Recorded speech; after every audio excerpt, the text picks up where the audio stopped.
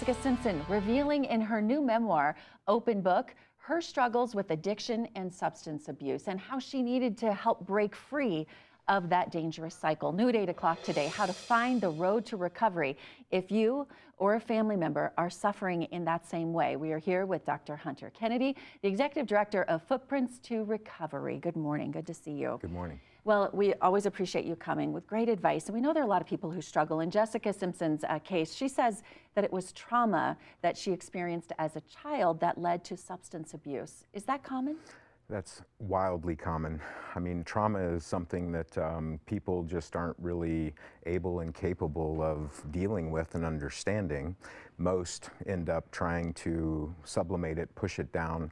And what happens is, at some point along the way, somebody finds a substance, a drug or an alcohol, use that actually makes them feel numb or nothing for the first time, and that's very relieving to them. So it leads into an addiction problem. And then it becomes day after day trying to numb something that we call trauma. But I often think that sometimes people don't even know what trauma is. They don't realize that what they went through was traumatic. Right.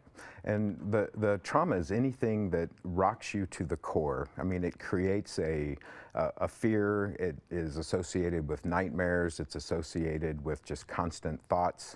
And it often turns into what we call PTSD. And basically that's a constant activation of your fight or flight system. Well, gets activated and you're feeling constant anxiety, you're constantly on edge, you're nervous, you're fearful, and it becomes a constant state of activation of the body.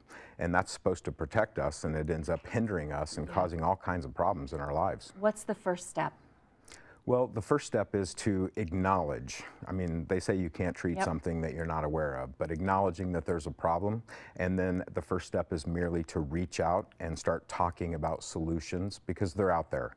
Many people come and get treated for trauma and stress and various different issues. And those things kind of have to go hand in hand, right? So you're dealing with the addiction, but you got to deal with the trauma at the same time. Absolutely. You come through substance treatment and you don't deal with the underlying core issues. As soon as you get out of the substance program, you're going to go back to where you were. Well, you all do wonderful work. Thank you for coming in. I know there are people out there watching thinking, maybe it's time that I make that admission that I need help. And we hope people get that. By the way, we have information on Footprints to Recovery on our website at kwgn.com. All right, great segment. Thank you much, Natalie. Colorado's